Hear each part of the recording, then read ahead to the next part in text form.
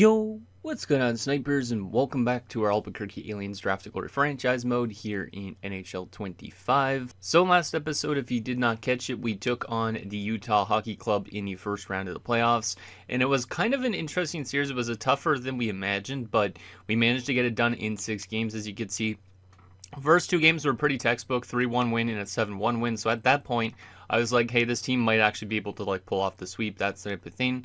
However, we didn't go into Utah and lose 2 straight games, only scoring 2 goals combined. So basically, they reversed what we did in the first 2 games to us. So we got it scored 3-1 and 5-1 in game 3 and 4. So at that point, obviously tie series. We then responded with a nice 6-3 victory. That one we were actually losing after the first period, but we managed to rally in it. And then in game 6, we managed to shut it down just like we did in game 1 and 2. So a bit of a weird series for our team, but we were able to get it done.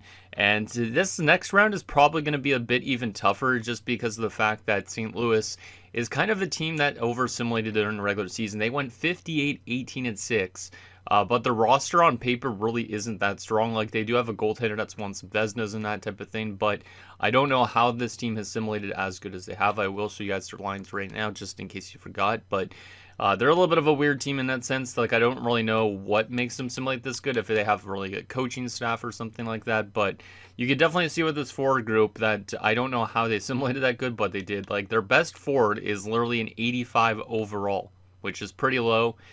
They also do have a lot of veteran-heavy guys, a lot of guys in their 30s, so they're not necessarily a young team either, so they have been more of a veteran-heavy team, it seems like, which maybe that helps them out a bit with the experience factor or something like that, but definitely not the best forward group. It does have some solid depth, I would say, down the middle and on the wings and all that type of thing, but definitely a little bit lower than every other team we've seen, yet they won 58 games. Then from a defensive standpoint, maybe I could kind of see why they do have a little bit of a weaker defensive core in the top 6 pairing, but their top 4 is really good, so maybe that helps them out a lot.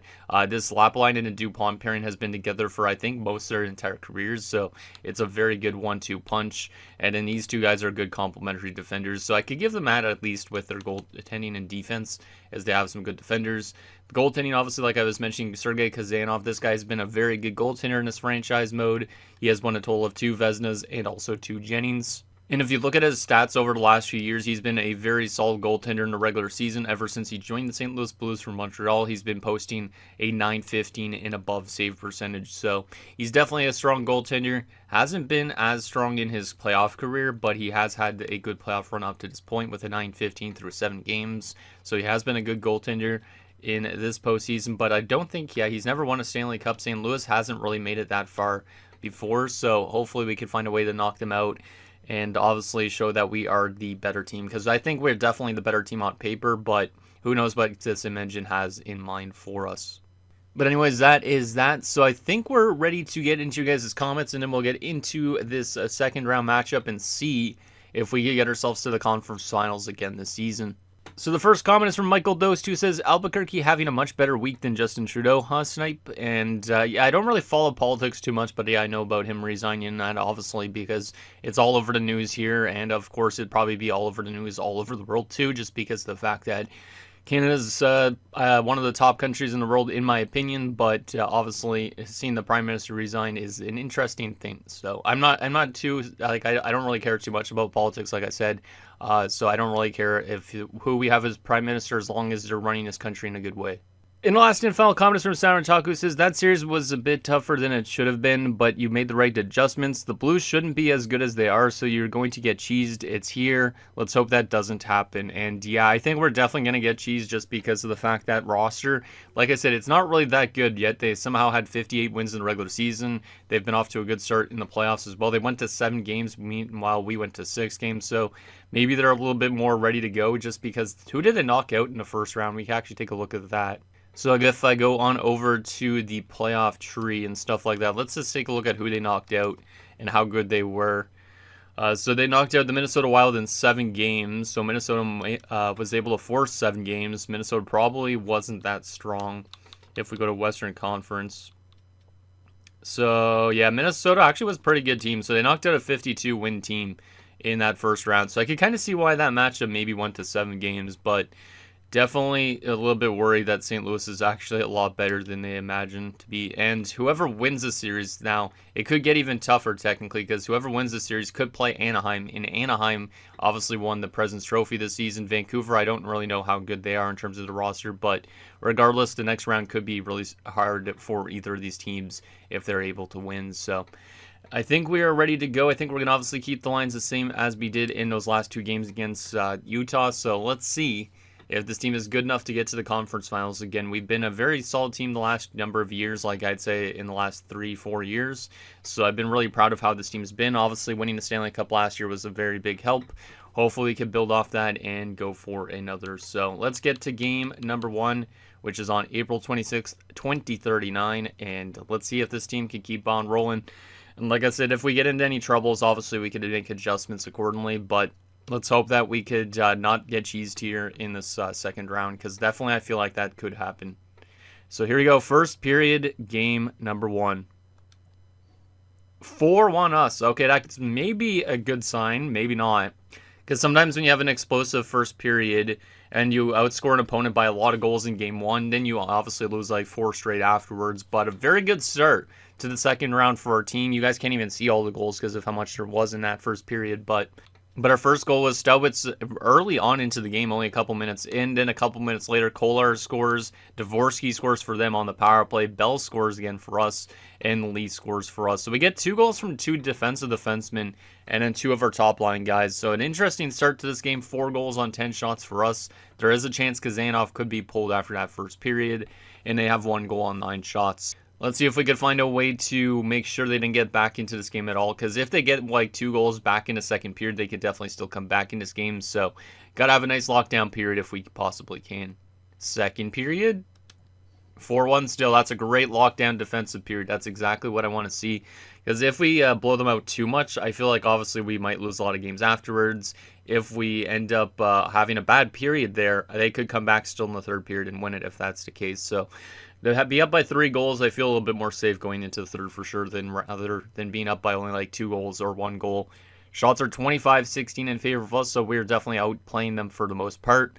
Can we lock this game down in the third period?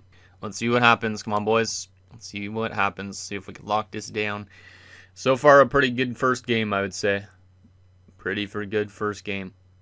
Hopefully continue to score goals in the next few games as well, not just this one game. There's a short-handed goal from Staubitz. Kazanov was still in net after that first period, surprisingly. But he hasn't been good so far. Doig makes it 6-1. That's his second career playoff goal. And that will be it. We win game 1 convincingly, 6-1. Good offense, good defense. Pretty similar to what happened last round against Utah, because we started off with a game where we only allowed 1 goal in both of the first 2 games. So maybe we're getting back to our ways of playing good defensively again. But I am still a little bit worried, obviously, that we scored too many goals in this first game. So Stubitz from Ristolainen, Kolars from Ristolainen and Arena, Bell from Arena and Peterson, Lee from Heatley and Malak. We had Stubitz from Kolars and Doig from Heatley. Nice. Let's take a look at those stats here. A lot of guys with points. 5 guys with 2 different points. So I don't know who's going to be the first start of the game. Probably Stubitz, I would assume. And then plus-minus department, everybody was plus except for Capaduca, Hennessy, and Cashman, which is not too bad. And then Giunta rocking a 964. Giunta's been pretty damn solid in this playoff run so far. So Staubitz the first start, Kolar the second start, and Giunta the third start. So we're off to a good start again, just like last round. Like I said, it's pretty much the exact same thing almost as last round, because last round we scored 3 goals in the first game, won 3-1. Game 2, we won 7-1, so we are having a lot of these games where we barely allow any goals against, which is very nice to see. And here is a big return. Andrew Whitfield, who has been playing a little bit lackluster offensively from the back end this playoff run so far, despite having a good regular season, is back. I almost forgot that he was injured, so that means Ackerstrom, I think it was. No, it wasn't Ackerstrom. Was it Ackerstrom? It might have been Lee, actually. Yeah, I think it was Lee. Or was there a different injury? Oh, yeah, Mahalik was the one that Ackerstrom came in for. So Lee is going to come out of the lineup, unfortunately, which hopefully he doesn't lose morale. Whitfield will come back in, and then Whitfield will get into the top 4 probably, which means we'll probably run Hurd and Ackerstrom on this top 6 pairing again. So having Whitfield back is kind of nice a bit, because it should give us a bit more of an offensive edge in a sense, Whitfield hasn't been, like I said, so good so far in the playoffs, but he had 53 points in the regular season, so maybe he could give us a bit more of a boost. It is also a little bit worrisome that we're playing another offensive defenseman because maybe our defensive structure is going to go down the tubes. Like, since we've brought in Lee, we've been playing some better defensive hockey the last few games, so I don't know about having Whitfield in the lineup, but let's hope that he could play solid defensively as well. All right, so that's the only adjustment we're going to make for Game 2 just because of the injury, obviously. So let's see what happens in Game 2, see if we can continue to build off that good first game. If we obviously lose this game, I'm a little bit worried that our team's going to start to dry up offensively. So let's see if we could surprise myself here with Game 2 and find a way to be consistent, because obviously consistency is key, especially in the postseason. So first period, game number 2. Scoreless. I'll take it. I mean, that's a good first period, still not allowing any goals, but obviously, like I said, I'm a little bit worried that we're not going to start scoring goals. We scored 6 goals last game. So far, no goals in that first period after a 4-goal first period in the last game as well.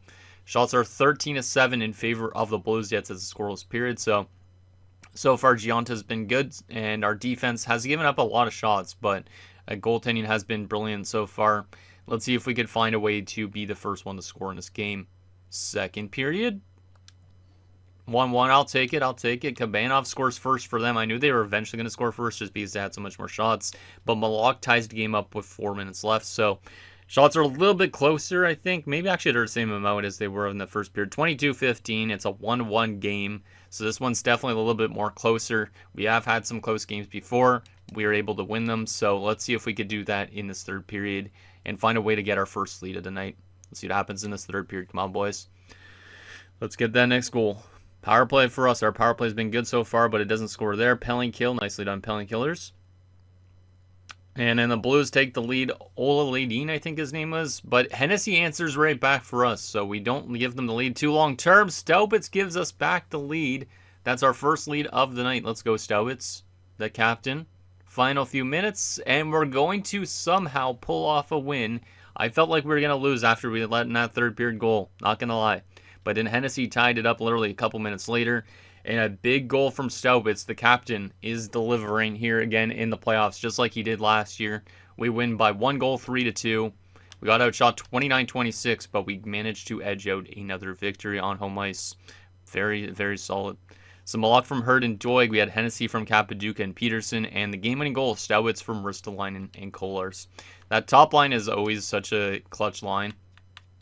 Not a lot of depth scoring. A lot of guys on 1 point in that one. No minus players. And a 931 from Gianta. So Gianta is still doing very, very well in this postseason, as he gets first star of the game. Staubitz the second star. And Peterson the third star. But yeah, that first line has always been a very, very good line in the regular seasons. And so far it's doing that in the playoffs as well. As Ackerstrom has now been injured. That's actually kind of hilarious. So Lee's going to come back into the lineup, I guess, but Ackerstrom's now out with a bruised arm, which kind of sucks because Ackerstrom was actually playing pretty good defensively, if I'm not mistaken, when he was in the lineup. So it does suck kind of to have Lee back in the lineup, but at the same time, Lee was pretty good defensively too for us, I think. So it's not a terrible drop-off, but it does suck for Ackerstrom because Ackerstrom had been good so far at this point. Because if we go to Ackerstrom's stats here, during the regular season, 15 games plus 7. During the playoffs, he was a plus 10 in 8 games. So he was playing very good defensively. And unfortunately, he's going to be out for a little bit. Hopefully, he can come back before we potentially win a Stanley Cup if we could do that. But Lee has been good defensively so far as well. He's a plus 2 through 2 games. So it's not really a huge downgrade. I just hope that obviously Lee could continue to do what he does best, which is play defense. So does suck to have another injury, but it is what it is. So I think the rest of that is good. Obviously another defensive adjustment after a win, but we've won both of our home games. Now we need to find a way to win in St. Louis. Obviously it's going to be tougher to win in St. Louis probably than it is on our home ice. St. Louis hasn't given us a crazy run for our money yet, despite having 58 wins. So far the cheese hasn't been in existence. I definitely think that they could come soon, but let's find a way to win this series somehow. Okay, let's see if we can find a way to win Game 3. Get ourselves a 3-0 series lead. We're going to keep, obviously, the team the same. We barely won that game, I think, in that last one, but we were able to get it done. So, no line adjustments for this next game. Let's see if we could find a ways to win on the road too, because we've been a bit of a bad road team so far in the playoffs. We only have 1 win in 3 games on the road so far, so I wouldn't expect expect nothing less of the St. Louis Blues to win one of their home games. I think they definitely will win at least one of their home games. I'm just hoping that it's not both, because if we get into another one of those type of series where the home team wins all the games, it could get changed up obviously by Game 7. So let's go to Game 3 and see if we could continue to build off our first 2 games. So far, it's been good. Let's see if we can string together another win. First period, game number 3. 3-1 us. Okay, maybe we aren't going to get cheesed, to be honest, unless we go up 3-0 and then get reverse swept. But Rick Kim opens the scoring early on. Then we have Brown, which I don't remember his first name at all, but he ties the game up at 1. After that, Hurd made it 2-1 for us to end Ristolainen. It gives us a little bit of an insurance marker. Pretty solid first period. 3 goals on 13 shots. That goes back to like game 1 when we were up 4-1 after 1. But we have been able to score goals early on in this series so far, which is great to see. So shots are 13-10. It's a 3-1 lead for us. Can we keep this lead intact going into the third period? Let's have a good defensive second if possible. Second period. 4-1 us, so we have the exact same lead as we did in game 1 going into the third. We're up 4-1 on a power play goal from Ristolainen, so those top guys continue to score goals, which is huge for us in this playoff run.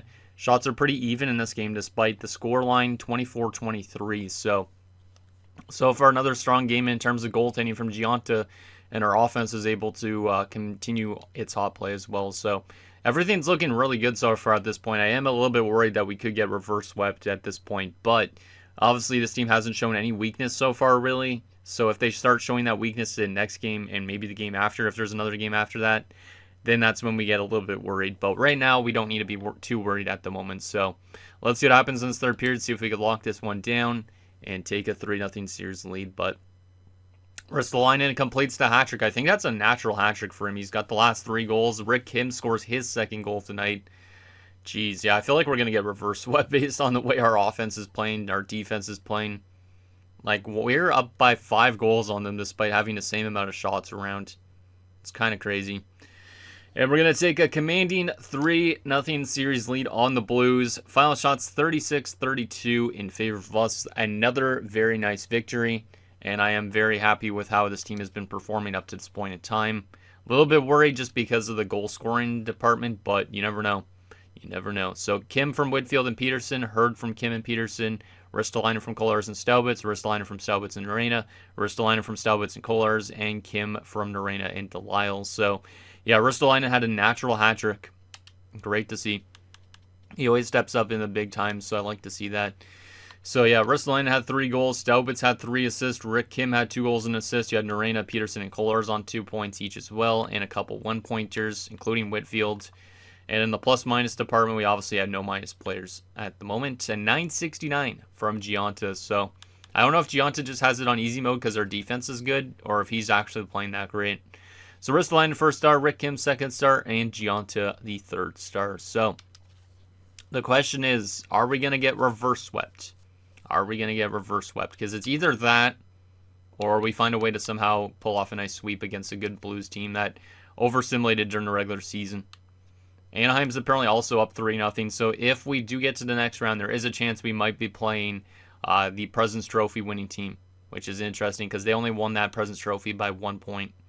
Like, we were very close to winning it, so far this team has been cooking really well. Obviously, I think we got to just keep the team the same for now, and if we somehow lose this game and our offense dries up over a 2-game period, then I'm going to get a little bit worried and a little bit antsy because I feel like we could still get reverse swept here for no reason. I think it's just because the Blues had such a great record during the regular season and they haven't been that much of a threat to us so far. Like, we've outscored them 15-4. Yeah, 15-4 through 3 games. So they haven't been getting their offense, and we've been outscoring them by a lot of goals too. So a little bit worried, but let's see if we can pull off this sweep and get ourselves to that conference finals again, where we would potentially face the Ducks, unless the Ducks are the ones to get reverse swept and Vancouver somehow wins, which could happen. But let's see what happens. See if we can build off these first 3 games of the series. We've been on a 5-game winning streak as well, going back to the first round. So let's see what happens here. See if we can knock out the Blues. First period, game 4. 2-1 us. Another solid start offensively. Whitfield scores early on. Lindstein ties it up for them literally 36 seconds later. But literally, let's see if I could do the math, 35 seconds later, Hurd gives us back the lead. So all defensemen with goals in that first period, which is a bit strange. Shots are 11-10 in favor of us, but we have a 2-1 lead. Can we find a way to get some insurance in the second period and also continue to get good goaltending from Gionta going forward? Second period, still 2-1. Okay, this might be a bit more of a closer effort. Definitely another good lockdown defensive effort from our team. But so far, the offense hasn't been there as much. It did come in the first period again, which is good. But obviously, I would have preferred to be up by multiple goals going into the third. But obviously, being up still in goals is good. We just need to find a way to obviously find like that insurance marker and find a way also to lock it down like we just did in that second period. So shots are 21-17 in favor of us. Let's see what happens in period number 3. See if we could lock down this game. And the series, we get immediately a power play, but we do not score on it. But we do score afterwards. It's Delisle to make it 3-1. That's a pretty big goal from Delisle at this point, potentially. We kill off a penalty as well, and Staubitz makes it 4-1. That might be it. We actually are going to potentially sweep the Blues as Kabanov makes it 4-2. The first time they've scored over... Actually, no, they have done that one other time. But we are going to be going to the conference finals as we sweep St. Louis. So, no more cheese. No more cheese. We got rid of the cheese. I ate all the cheese. The cheese ain't happening this year. So final shots at the end of this game, 39-24. So their goaltender kept them in that game, but we end up winning by 2 goals. A little bit more of a closer effort, just like game 2, but it was one we were able to edge out. So nice victory. Whitfield from Kollars and Ristolainen. We had Hurd from Capaduca and Heatley, Delisle from Peterson and Hurd, and the game-winning goal technically. Actually, not the game-winning goal. Delisle's is the game-winning goal, but the insurance marker that helped clinch us this Staubitz from Kollars in Ristolainen. That top line just is really fun to watch, man. I really like that top line. Lindstein gets first star of the game for the Blues, which is kind of weird. Kollars the second star, and Hurd the third star. All right. So a pretty solid effort in that round. I was not expecting to pull off a sweep against them. I thought they would win at least one game against us. But they definitely showed that they weren't as good as they looked during the regular season. But we outscored them by a total of, I guess, 19-6. 19-6 through 4 games. Goddamn. So very dominant effort in that second round. Did the Ducks? Yeah, the Ducks did sweep the Canucks as well. So we are going to be playing on the President's Trophy team in the conference finals, of course, which should be a very, very big matchup. So we'll obviously take a look at that in a little bit. But first and foremost, let's take a look at our stats after the second round. Obviously, a lot of player stats should be looking pretty good at this point, because we've been playing great defensively, good offensively. Ristolainen on 17 points in 10 games. He's been fantastic, still doing what he does best in putting up points. I don't know if our power play has actually been as good as it was last year, but that's all right, because we're getting good 5-on-5 play. Peterson's point per game, 1 goal only, but 10 points. He's been great. Kim on 9 points. He's +8. Cashman on 5 points. Heatley on 3 assists. A lot of them came in that round. Left wing side of things, Kollars on 14 points. We have Capaduca and Delisle on 5. And Malak on 2 points. Not too bad. So our top line seems to be running most of the show.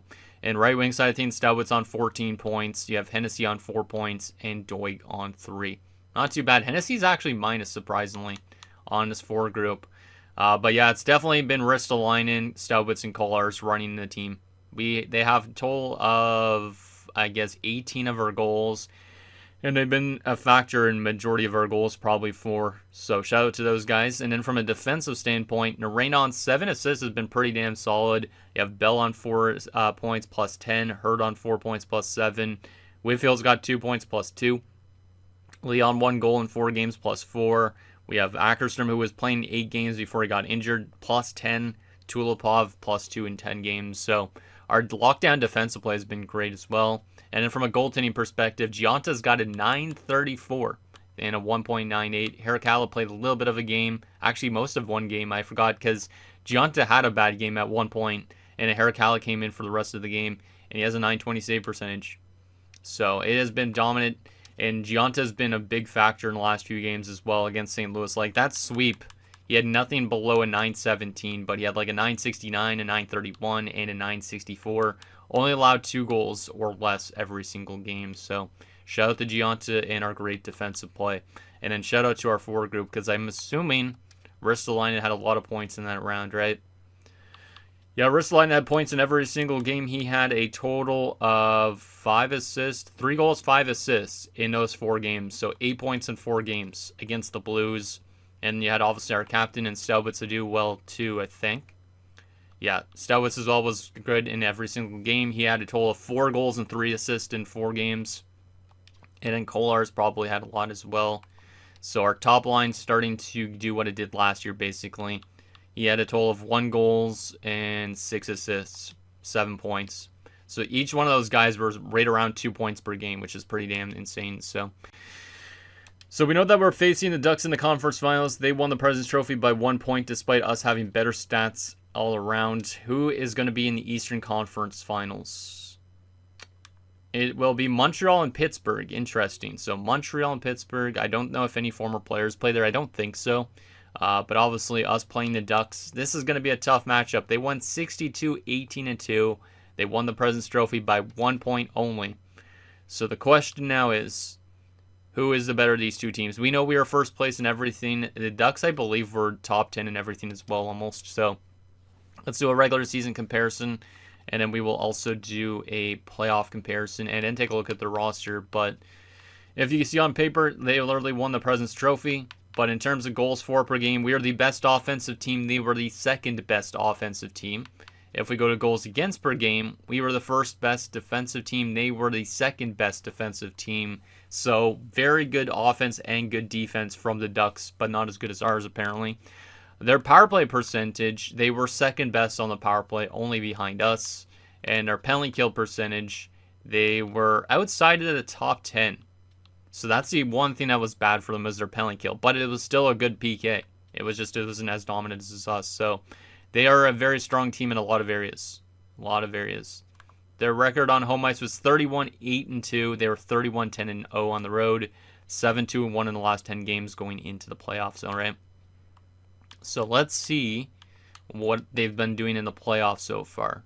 Who did they knock out so far, out of curiosity as well? Probably some easy teams in a sense. Chicago and Vancouver. They've only lost 2 games up to this point. All right. So they definitely are still killing it. Let's take a look at Western Conference here. Sort this by wins. So we're both 8-2 in this postseason. We've been scoring more goals for per game, but they're still averaging 3.6. We've been better defensively, but they're still averaging 2.3 against. So both these teams looking good offensively, good defensively. Their power play has been better than ours, so our power play isn't as strong as last year, but it's still been effective a bit. And our penalty kills are very similar, 89.3 and 89.2. This could be a matchup for the ages. We have not lost on home ice so far, apparently as well. All right. So this should be a pretty damn good matchup. So what is the Ducks looking like in 2039? I don't feel like we've played them in the playoffs before, but I could be wrong. Let's see what they got. Oh, yeah. Okay. Yeah, I can see why they were pretty good. This team is definitely a lot stronger than the St. Louis Blues. First line, Ethan Prust, Leo Carlson, and Melanger Cena. I forgot that there was Melanger Cena in the series, but goddamn. This is a very good top line. They aren't producing like a crazy good top line right now, but 95, 93, 88. That's insane. Second line has Ezra DeMarchi, Trent Sweeney. Why did I recognize that name? Oh, he was with Anaheim the entire time, I guess. Okay. Cutter Gauthier is also on that second line. So very good top 6. Third line has Maxim Volchenkov, Cooper Altschuler, and Matthias Hjalmarsson. Very solid third line. Fourth line has Ernesto Clifford, Edwin Arneson, and Colby Barlow. Yeah, they definitely have good depth on every single wing and down the middle a little bit. Like, maybe down the centers are a little bit weak because you could have, like, an 82 overall center here. But that's still pretty damn good. And, like, Altschuler was a 17th overall pick. So they definitely have a lot of interesting players on this team. From a defensive standpoint, they have Billy Peltier. Goddamn, 92 overall. That's a player I don't think I even remember. But he's been a pretty solid defenseman so far. No Norrises, I don't think, in his career. Nope, no Norrises, but he's making $14 million. They also have Kashwan Aitchison. Wow, that right side is actually really weak. I didn't even realize that at first. So they got a good left side, but not a great right side. Probably because of cap space or something like that. They have Joreen Donovan, Quentin Johnson. 87 overall. former second overall pick of theirs. Okay. And they also have Frederick Clefbaum and Tristan Cizikas. All right. So yeah, that defensive core is very weak on the right side of things. Like, even their right defenders aren't even right-handed defenders. So they have a lot of left-handed guys. They don't actually have a single guy that actually shoots right on the defensive side of things. So that might be a weakness. It might be. And from a goaltending perspective, they don't even have a strong goaltender. They don't even really need it, I guess. Marcus Morozov as a 79 overall is their starting goaltender, and he could be a Vezina winner this season based on his numbers. But he used to be the backup in Montreal, so he might have played with Kazanov. Actually, maybe not at one point, because I think Kazanov was already gone to St. Louis by this point, so maybe not. But Marcus Morozov, yeah, pretty damn solid numbers, at least this season, despite being a 79. Evan Gardner is the backup. How is he? A 918 during the regular season. God damn. I'm really surprised this team is that good defensively. Kind of. They also have Damon Kobayashi, Ian McAllister. Ian McAllister. That's funny because I think, if I remember right, the name Ian McAllister rings a bell. I feel like that's the name of, like, I had a dentist back in, like, 2014. I think that's what his name was, Ian McAllister. So for there to be a generated Ian McAllister, that's actually kind of funny. Vinzenz Rohr is also there on depth. Okay, so they don't have the best depth in terms of that. Like, they have a very good forward group. The defensive group great on the left side, not so much on the right side. And their goaltending is a mixed bag. Like, they definitely out-simulated what I thought they would during the regular season based on this roster. But I guess when you have a top line like this, anything's possible. Like, 104 points from Ethan Bruss this year is really good. Leo Carlson had 107 points. And then Melanger Cena had 106. So they do get great offense from that top line. So definitely got to contain it if we want to have a chance to get ourselves to that Stanley Cup Finals. And like we said, it's Montreal and Pittsburgh in the East. I don't know who I would prefer to play if we get to the finals. But, man, this is definitely going to be a heavyweight matchup for the ages, I think. And I think this series definitely could go to 7 games. It could be obviously a lot different than that, but it should be an interesting matchup nonetheless. But anyways, guys, that's going to do it for this episode of our Albuquerque Aliens Draft Glory franchise mode. So in next episode, we will take it to the conference finals for the second consecutive year as we take on the Anaheim Ducks, who won 62 games, and we look to get ourselves to a Stanley Cup Finals again after last year winning the Stanley Cup. So maybe we could go back-to-back this year, but we definitely still have some tough teams to potentially go through. So anything down below, and I'll see you guys next time.